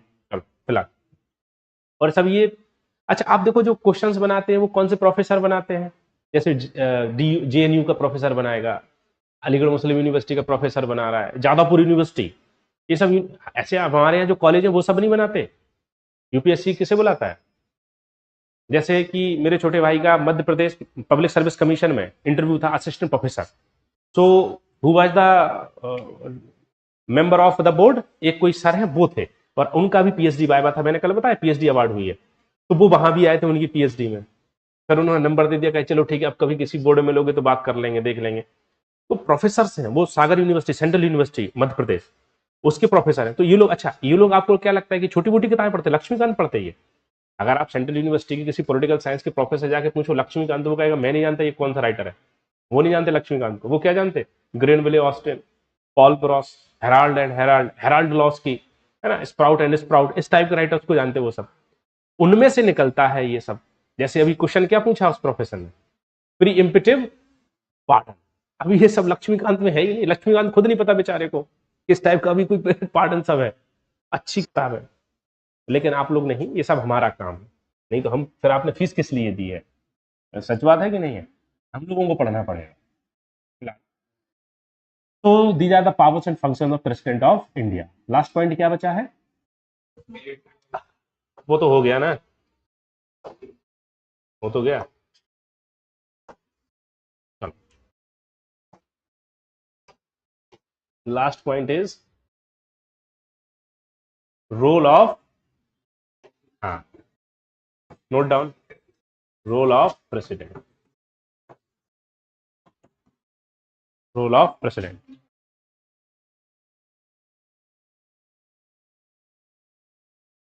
Role of president.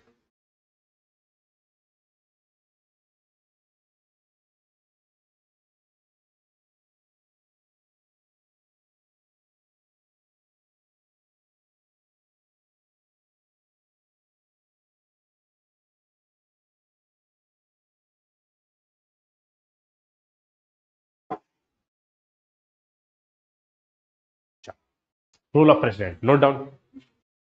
President of India is. President of India is.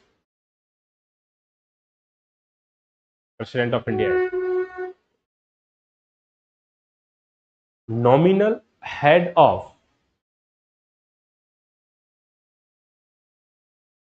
state. Nominal head of state. And real executive powers are vested. VESTED. And real executive powers are vested in Council of Minister and Prime Minister. Vested in Council of Ministers and Prime Minister. Next point. According to Article 74 of the Indian Constitution, according to Article 74 of the Indian Constitution,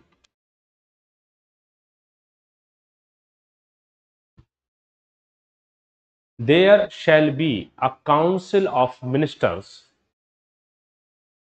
There shall be a council of ministers, comma, headed by Prime Minister. Headed by Prime Minister.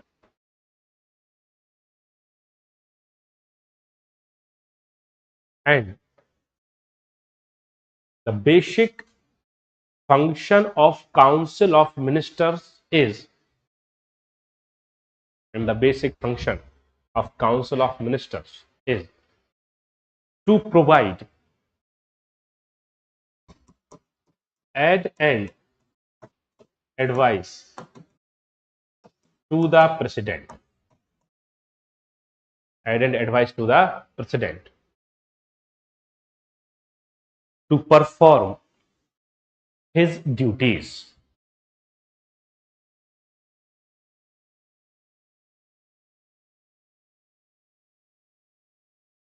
To perform his duties. Next point, it means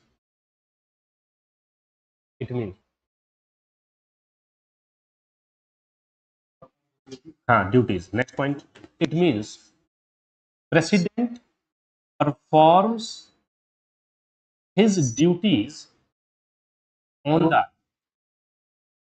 add and advice of council of ministers. President performs, फिर से लिखो, president performs his duties on the aid and advice of council of ministers. Aid and advice of council of ministers, AID, aid and advice on the council of ministers. इससे simple और क्या होगा? हाँ वही, अभी उसको देखो, जब भी आप लिखते हो ना तो पैराग्राफ में फ्लो कैसे आएगा कि जो बात खत्म करी है वहीं से शुरू करोगे. अगर नई बात स्टार्ट करोगे तो एग्जामिनर बोलेगा कि फिर तो कुछ गड़बड़ कर रहे हैं आप. बात समझ आ रही है? जैसे आपने 5 पैराग्राफ लिखे तो पहले पैराग्राफ की जो लाइन एंड करेगी उसी से शुरू होगा, फिर जो लाइन एंड करी है फिर उससे शुरू होगा, फिर जो लाइन एंड करी उससे शुरू होगा.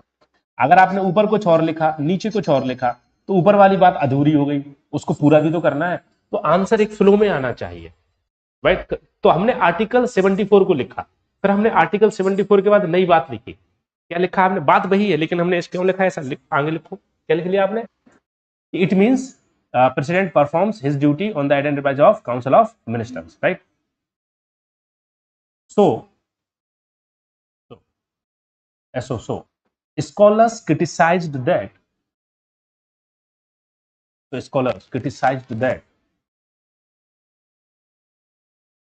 president is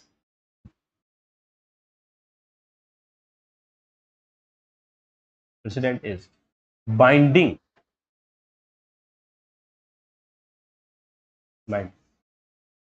with the aid and advice of council of ministers.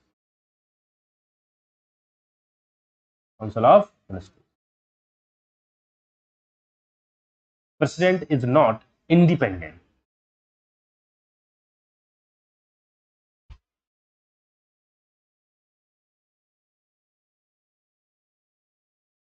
Next point is not independent. Next point, thus, THUS, thus, comma, president is a rubber stamp.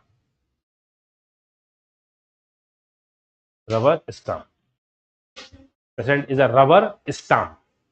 So what is the basic function of rubber stamp? केवल मोहर लगाओ बस बात खत्म. Rubber stamp का क्या काम होता है? ऐसे वो खोला और मोहर लेके लगा के फेंक दिया, बात खत्म. उसका कुछ बहुत इंपॉर्टेंट तो है नहीं. तो प्रेसिडेंट भी क्या करता है कि जो प्राइम मिनिस्टर ने, काउंसिल ऑफ मिनिस्टर ने बोल दिया उसी पे सिग्नेचर कर दिया, बस बात खत्म. बात समझ रहे? सो स्कॉलर्स ने क्या क्रिटिसाइज किया on the basis of article 74 कि president is only a rubber stamp, comma, ceremonial head.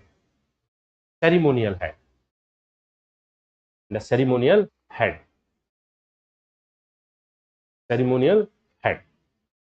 and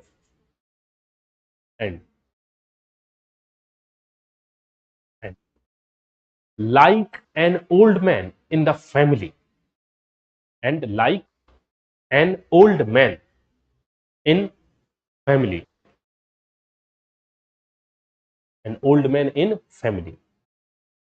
who functions, ऐसे भी लिख सकते हैं, who performs his duties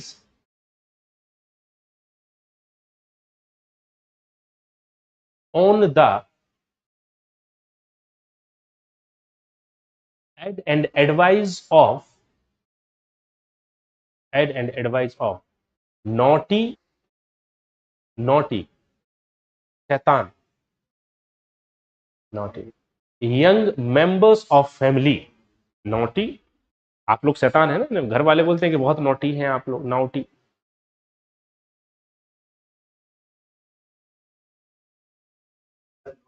young members of family. अच्छा, ये क्वेश्चन है बीपीएससी में, बिहार पब्लिक सर्विस कमीशन में, in the mains examination, right. एक क्वेश्चन था प्रेसिडेंट के लिए. So old man means president, naughty young member of family means council of minister. बात समझ आ रही है? तो अभी हमें ये बात बताना है इस क्वेश्चन में कि क्या सच में president of India is ceremonial head और रबर स्टाम्प, और the president of India has certain powers and functions? क्या लगता है आप लोगों को? If the president of India is just like a ceremonial head or functions or performs his duty on the end and advice of the council of minister, it means the role of president of India is not more important in the constitution. Then फिर हमें उसकी जरूरत ही क्या है? तो scholars यही कहते हैं कि प्रेसिडेंट ऑफ इंडिया तो केवल दिखाने के लिए है, लेकिन ये बात सही नहीं है। बात समझ आ रही है? तो अभी तक हमने क्या लिखा कि प्रेसिडेंट ऑफ इंडिया क्या है? केवल एक रबर स्टाम्प है। अभी इसका हमें काउंटर आंसर भी लिखना पड़ेगा। Next point,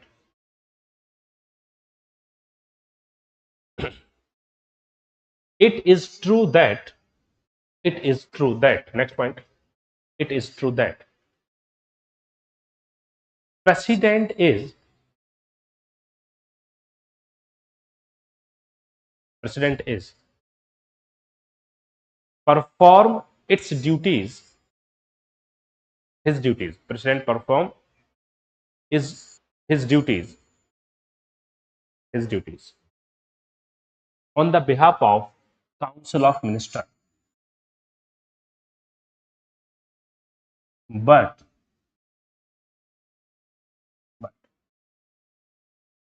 constitution of India, but constitution of India gives, gives,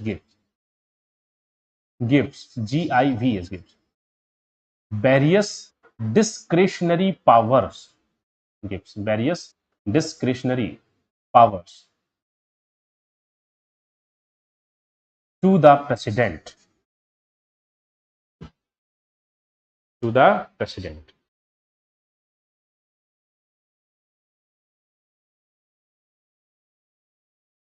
ठीक है? These powers, हाँ continue, these powers denote that president has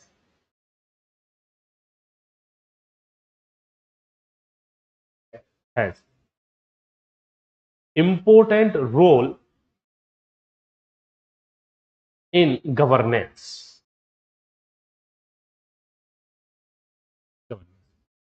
There are certain discretionary powers. Number one,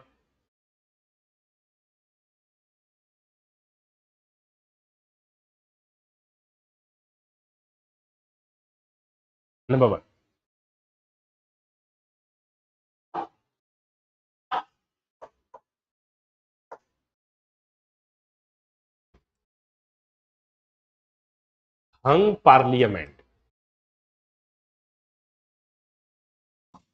hung parliament,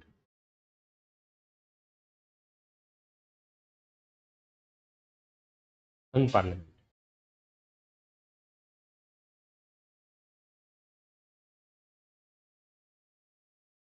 Note down, in hung parliament. A hung parliament is when, a hung parliament is when no, when WHEN, when no single political party, when no single political party, when no single political party wins, WINS, wins a majority, no single political party wins, WINS, wins a majority in the lower house.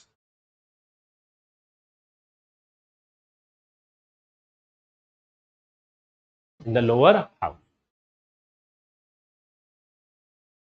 It is a condition in which it is a condition in which no political party or coalition of political parties or coalition of COALITI, coalition of political parties have the majority to form the government. Majority to form the government.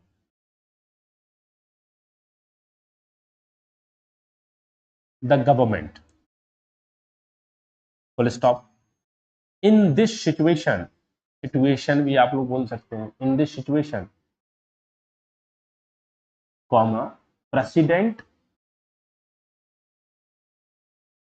has discretionary power to choose the prime minister and form to choose the prime minister and form the government for a particular time.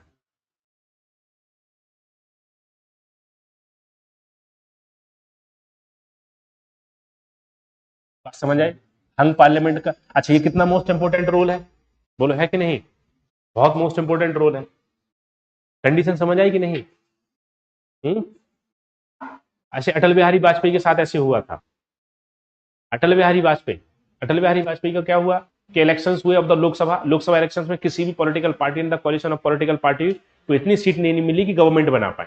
तो सबसे बड़ी political party कौन सी थी? Bharatiya Janata party. सो Bharatiya Janata party के जो leader थे अटल बिहारी वाजपेयी को क्या बना दिया? Prime minister of India for the only 13 days. After the 13 days president of India ने उन्हें टाइम दिया कि you have 13 days to prove majority in the Lok Sabha. तो उन्होंने ओथ ले लिया और 13 डेज के लिए प्राइम मिनिस्टर हो गए. फिर उन्होंने बातचीत करी बहुत सारी पॉलिटिकल पार्टी से, लेकिन किसी भी पॉलिटिकल पार्टी ने उन्हें सपोर्ट नहीं किया. तो उनके पास मेजोरिटी नहीं थी. 273 मेंबर ऑफ पार्लियामेंट नहीं थे इन द लोकसभा के वो प्रूव कर पाए majority. So after the 13 days prime minister Atal Bihari Vajpayee resign, उन्होंने रिजाइन कर दिया. कहा कि फिर क्या होगा? फिर उन्होंने प्राइम मिनिस्टर प्रेसिडेंट ने पूछा कि और कोई है, तो किसी के पास मेजोरिटी नहीं थी. तो न्यू इलेक्शंस कराए और न्यू इलेक्शन में बीजेपी को ठीक ठाक मेजोरिटी आ गई थी. तो ये पावर है प्रेसिडेंट ऑफ इंडिया के पास कि if there is a condition situation of a hung parliament then the president of India can decide that ये व्यक्ति क्या हो जाएगा? प्राइम मिनिस्टर हो जाएगा फॉर द पर्टिकुलर टाइम. और उस टाइम में उसको क्या करना है. लेकिन इसका मतलब ये नहीं है कि आप उसको प्राइम मिनिस्टर बना दो फॉर द 5 ईयर. नहीं, ऐसे नहीं होगा. मतलब 1 मंथ अप्रोक्सीमेटली 1 मंथ से ज्यादा नहीं हो सकता. 2 मंथ भी हो सकता है कि इतने में आप क्या कर दो अप्रूव. नहीं, फिक्स क्राइटेरिया नहीं है. प्रेसिडेंट के किसी भी काम के लिए फिक्स टाइम नहीं है. राइट. ये है कॉन्स्टिट्यूशनल मोरालिटी. ये क्वेश्चन आया है यूपीएससी में इस बार जीएस पेपर 2 में. Constitutional morality. If you are holding a constitutional office, so this is your duty to follow the constitutional morality. Right. Constitutional morality means to follow the values of the constitution. What is the value of the constitution? कि किसी भी बात को आप अपने फायदे के लिए यूज नहीं कर सकते. जब आप कॉन्स्टिट्यूशन के ऑफिस पे बैठे हो तो फिर आपको क्या करना पड़ेगा? फॉलो करना पड़ेगा. तो ये है एक पोजीशन किसकी? प्रेसिडेंट ऑफ इंडिया की. इससे क्या पता चला? That president of India has a important role in the governance of Indian political or governance in or decision making in Indian political system. Right. Number two. Number two. Number two.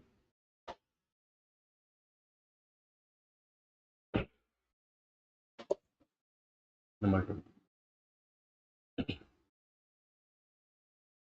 Dissolution of Lok Sabha.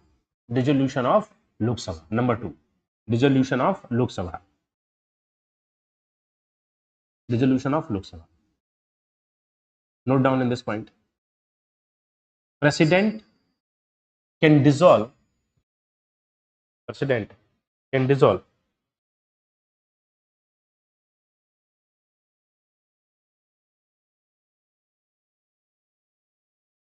Lok Sabha before the 5 years. Before the 5 years. Before the 5 years. Without the consultation of Council of Ministers.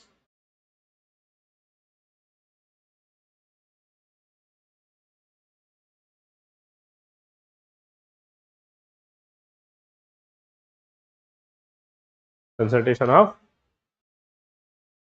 Council of Ministers. Number third, point number 3.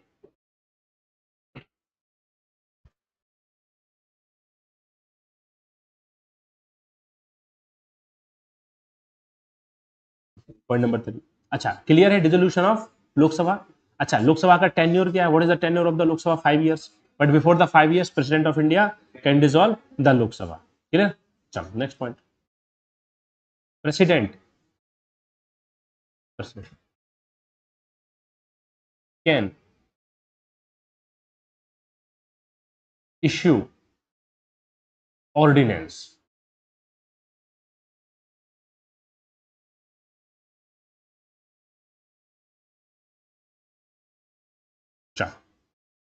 Next point, ये छोड़ दो, 3 point हो गए, अब conclusion लिखेंगे।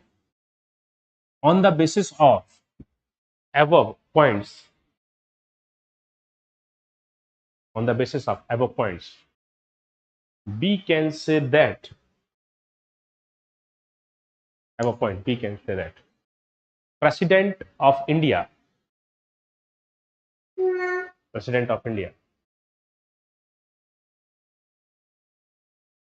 has an important role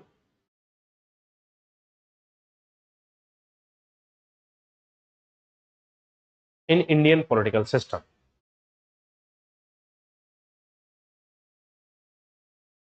and president is a symbol of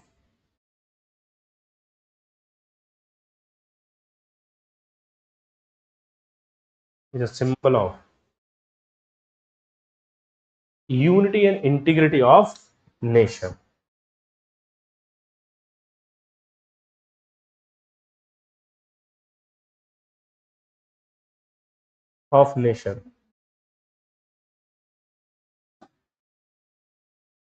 So this is president of India. Next,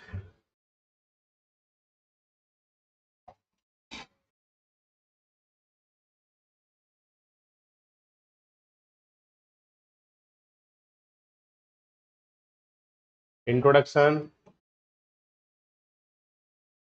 constitutional provisions, and then power and functions of vice president. बना लो।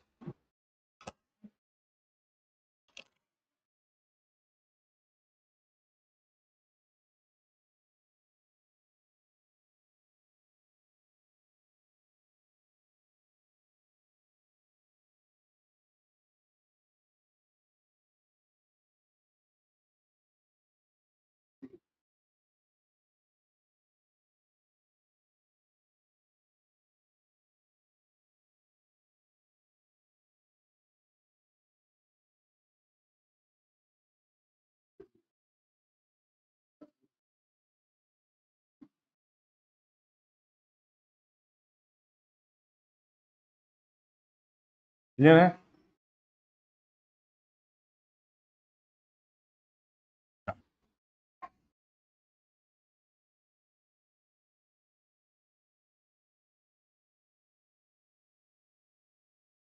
कल पढ़े आज ही पढ़े? बोलो।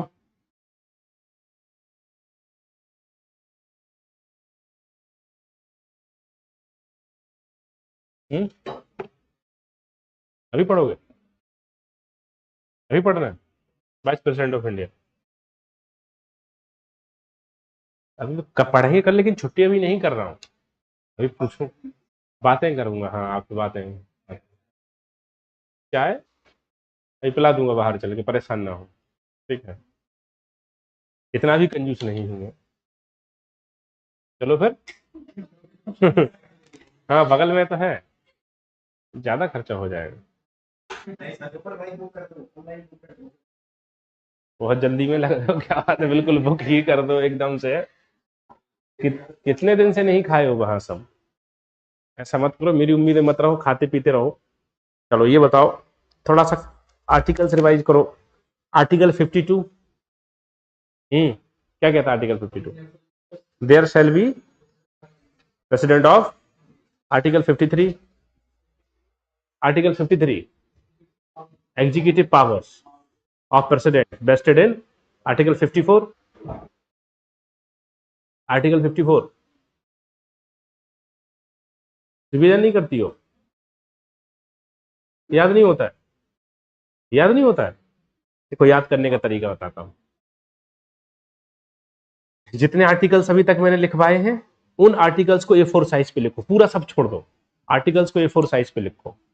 A4 साइज का मतलब है जो आपका ब्लैंक पेज है व्हाइट वाला, उस पर लिखो article 1, article 1 India that is Bharat shall be union, फिर बार article 2 establishment of new state, article 3 establishment of new state with in the territory of India, next article 4, ऐसे आर्टिकल लिख लो और आर्टिकल को अपने आसपास जहां भी रखते हो रखो।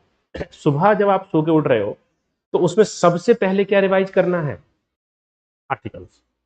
ठीक है, अभी 2 दिन तक 3 दिन तक आर्टिकल देख देख के रिवाइज करो, 4th डे उसको देखो मत, फिर उठो और बैठो और सोचो कि आर्टिकल 1 2 3 4 5 क्या है। अगर ऐसे करोगे 21 डेज तक, कितना 21 डेज तक कभी नहीं भूलोगे। कितनी बार रिवाइज करना है, आर्टिकल लेके 21 डेज तक रिवाइज करना है। और अगर उसके बाद ही भूल रहे हो तो फिर 40 डेज तक करना है नेक्स्ट टाइम, और उसके बाद कभी भी नहीं भूलोगे। 21 नेक्स्ट, अगर उसके बाद आप विदाउट देखे बिना आप नहीं रिवाइज कर पा रहे हो तो नेक्स्ट 20 डेज और उसमें ऐड कर दो। और मैं ऐसा मानता हूं कि फर्स्ट डे आपको रिवाइज करने में लगेगा 1 आवर, आफ्टर 10 डेज आपको रिवाइज करने में लगेगा ओनली 30 मिनट्स, और आफ्टर द 20 डेज आपको रिवाइज करने में लगेगा ओनली 10 मिनट्स। गारंटी है ये, मेरी गारंटी, मेरा खुद एक्सपीरियंस है ये, राइट।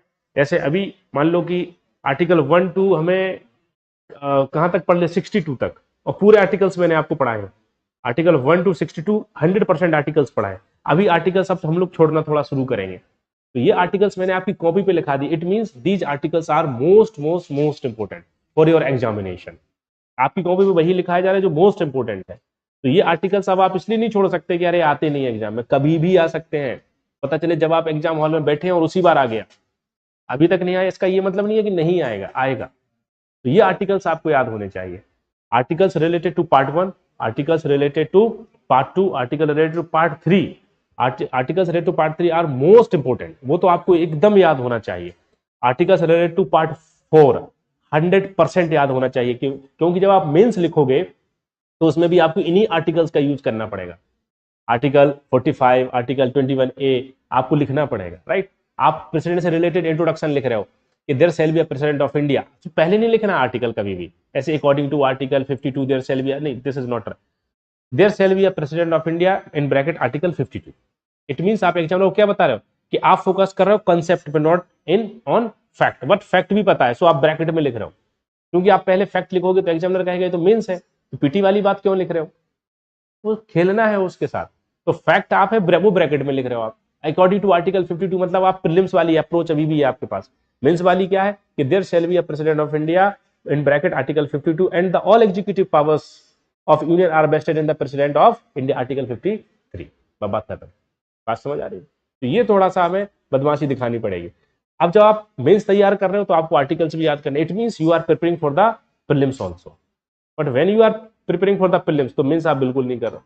तो 21 डेज तक यही करो कि आर्टिकल्स को लिखो एक A4 साइज पे अलग से या छोटी सी डायरी बनाओ, और अर्ली मॉर्निंग जब भी पढ़ना, मतलब अर्ली मॉर्निंग का जब भी आप पढ़ने बैठते हो तो फर्स्ट ड्यूटी क्या है आपकी, चाहे 1 आवर लगे, चाहे 1 आवर लगे, चाहे 2 आवर्स लगे, लेकिन आपको रिवाइज करना है आर्टिकल्स, ओनली आर्टिकल्स। और आप देखो 21 डेज के बाद आपका टाइम अपने आप कम हो जाएगा, ठीक है। अपनी ही आवाज में रिकॉर्ड, देखो बहुत सारे काम करने पड़ेंगे अगर सिलेक्शन लेना, अपनी ही वॉइस में रिकॉर्ड कर लो, क्या कर लो, आर्टिकल्स को रिकॉर्ड कर लो अपनी ही वॉइस में, एक बार रिवाइज करो, रिकॉर्ड कर ले। ईयरफोन लगा के जो गाने सुनते हुए मेट्रो में, हाँ भैया मेट्रो में जो गाने सुनते हुए आते हो, है ना, यहाँ से जाते हो ईयरफोन लगा के, थोड़ा सा अपने आप को आपको बहुत स्ट्रांग बनाना पड़ेगा। कानों में ईयरफोन, लोगों को लगा गाना सुन रहे हैं, हाँ लोगों को बेवकूफ बनाओ, लेकिन सुन क्या रहे हैं आप, आर्टिकल्स। 21 डेज तक सुनो उसको, देखो याद कैसे नहीं होगा, 101% होगा।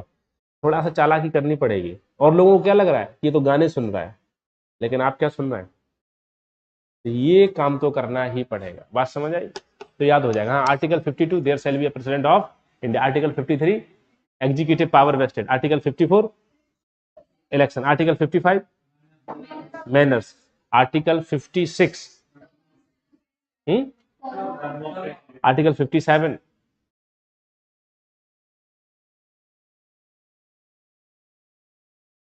(58) है क्वालिफिकेशन। री एलिजिबिलिटी 58 क्वालिफिकेशन है। 59 देख लो नहीं यार, देख लो अब कंडीशंस। 60, 61, मतलब कंफ्यूजन कहां हो रहा है? 55, 56, 57। अभी इसको कर लेंगे तो अपने आप पता चल जाएगा आपको। जब आप बिना कॉपी के रिवाइज करोगे तो आप अपने आप रिकॉग्नाइज कर लोगे दिस इज द प्रॉब्लम, आप उसको रिकॉग्नाइज करो। अदरवाइज आपको कभी पता नहीं चलेगा कि प्रॉब्लम कहां है। अगर आप कॉपी से रिवाइज करोगे तो कभी रिकॉग्नाइज कर पाओगे अभी प्रॉब्लम कहां है। जैसे फिर से बात करेंगे, article 52 president of India, article 53 executive power, 54 election, 55 manners, 56 condition, 57